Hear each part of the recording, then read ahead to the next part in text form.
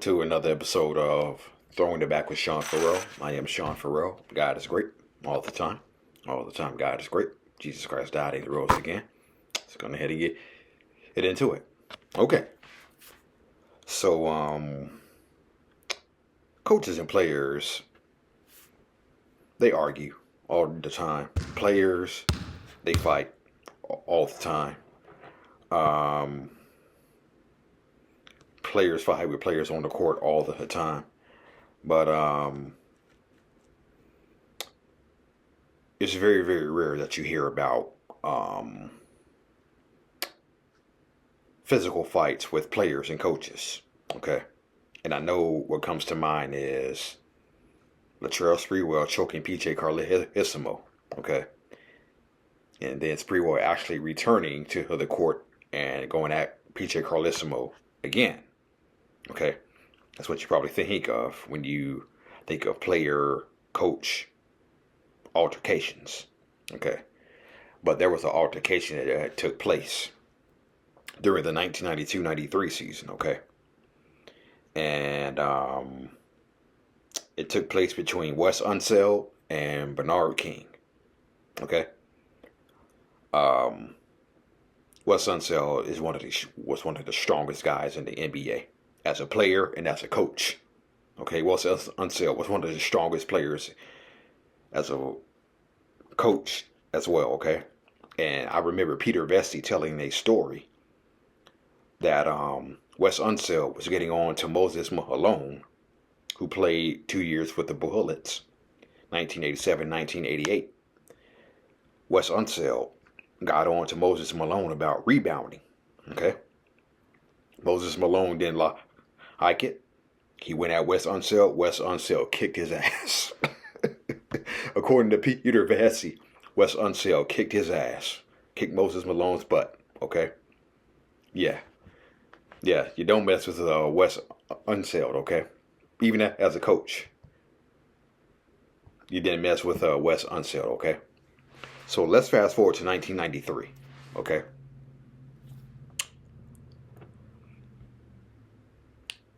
Bernard King, okay,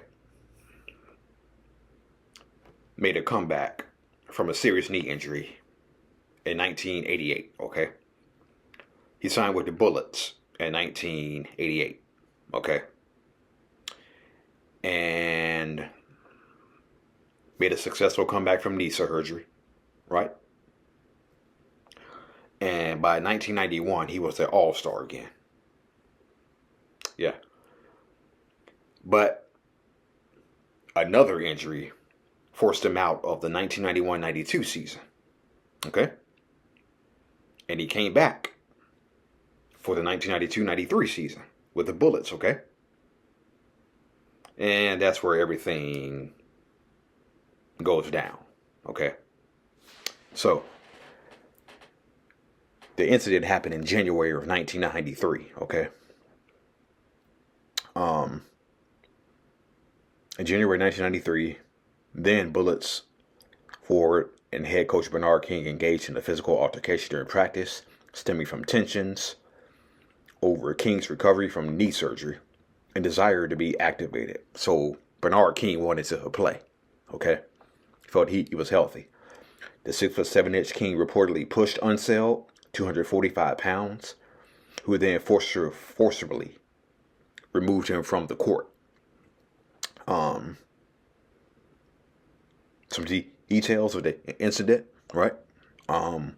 King was recovering from a major knee injury, felt he was ready to play and demanded to be activated, but clashed with Wes Unseld and management, who at the time, the GM was John Nash. During the practice, a exchange of shoves occurred, and King reportedly called Unseld a thug. Resulted in Unseld removing him, as described in the New York Times and on Reddit. Afterwards, the Bullets suspended King for detrimental conduct, according to the UPI archives. And so, many people don't know. So many people forget that after he was suspended and released from the Bullets, he signed with the New Jersey Nets, who were then coached by Chuck DeHaley. Okay, the Nets had some injuries, and they signed Bernard King for the rest of the season. Okay, and this is the same Nets team that had Derek Coleman, Kenny Anderson, Chris Morris, Sam Bowie. Yeah, the Nets were a young up and coming team. Okay, and they needed Bernard King's. So they signed Bernard King to add a little bit more scoring punch, even though he was on the downside of his career and retired after the season. Okay.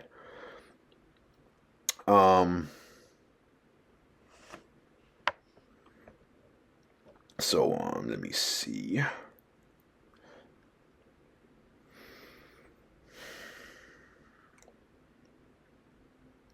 Okay, so just a little bit more on the King incident.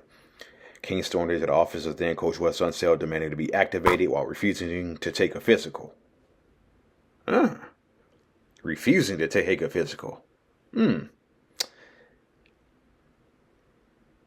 his demands were not met, he vowed King would become a distraction.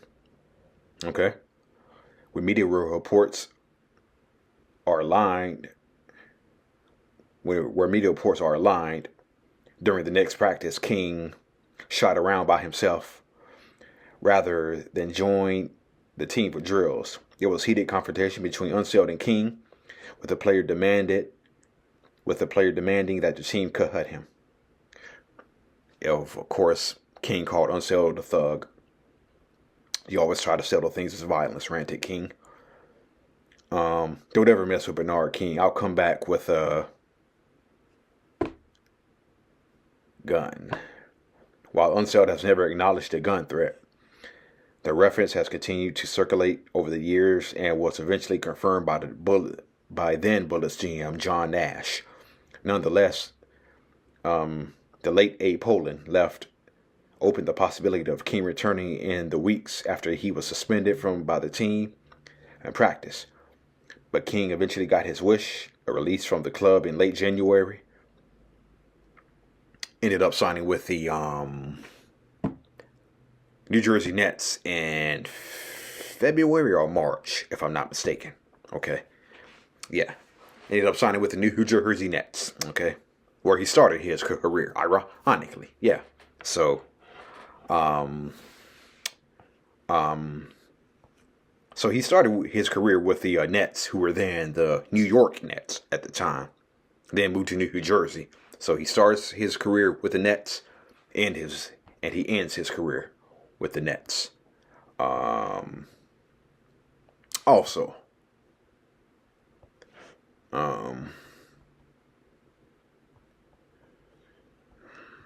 all right.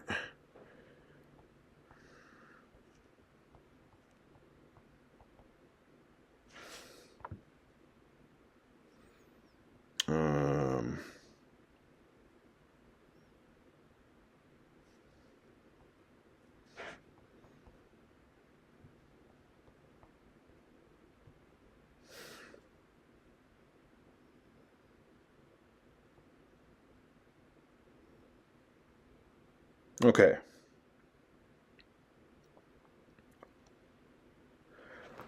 So,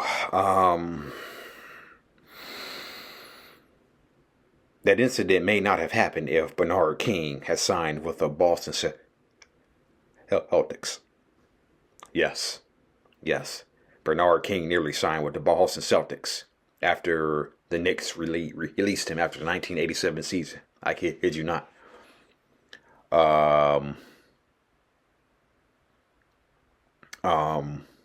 So hardest story.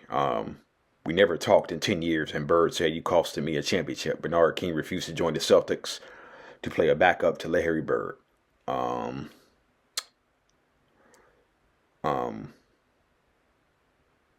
Moreover, both players were fierce competitors, cut from the same cloth, playing the same position with a burning desire to win, and a testament to that intensity. They never exchanged words during their time as rivals, right? However, that silence finally broke, but when it did, it left King speechless. Appearing on Cedric Maxwell's podcast, All Star recounted the moment when Larry Legend finally spoke to him or caught him off guard. Had the two-time Finals MVP stated conversation. That's what he said. Bird told him he believed King was the reason why he never won a fourth title. Still, the Brooklyn native, his competitive fire was why he chose to join the Washington Bullets instead of the Celtics. There we go. Still for the Brooklyn native, Bernard King, his competitive fire was why he chose to join the Washington Bullets instead of the Boston Celtics. The first game of 87-88, we played the Celtics in Bird. Remember, we never talked in 10 years, and Bird said, "You costed me a championship." Yeah, that's what I said to me, the 6'7" forward said. We're competitors, and when you're a competitor, you're going to go to any team where you want where you're going to start. I wasn't going to Boston to back up Larry Bird. My mindset was not that.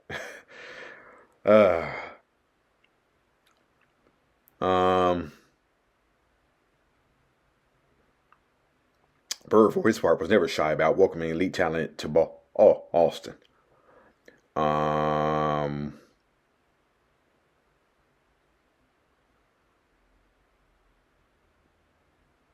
When the Celtics lost to the Pistons in the 88 Eastern Conference Finals, with Bird averaging just under 20 points a game, it only reinforced the void. King, who averaged 17.2 points per game for the season that Washington,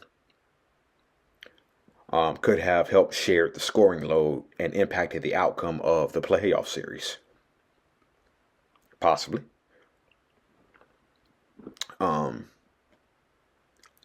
Did King's ego hamper his resume? Of course, it wouldn't have been easy for a player of King's stature to accept a bench role, but that is exactly what the former MVP Walton did in '86, adding a championship to enrich his legacy. Had the Brooklyn native made a similar choice, a title with Boston might have followed. Who knows? And possibly a place on the NBA's 75th anniversary team? Maybe. Some might call Bernard's decision stubborn, while others may find him to be true to himself. Either way, it was one of those what-ifs that lingers, especially when discussing his overall legacy. After 1987, King's lone major highlight was earning the final All-NBA third team selection before winding down his career. Had he chosen to join Boston instead, his legacy might have been viewed through an entirely different lens, potentially adding another ring to the Celtics dynasty and cementing his name as one of the league's ultimate winners. Yeah. So Bernard King was this close to signing with the Celtics. Now just think about it. Just think about it. Len Bias tragically passes away. Okay? Oh, tragic. Tragically passes away. So now you have the 88 season, 1988 season coming about. Imagine you have Bernard King coming off the bench, okay, along with Jerry Seasting.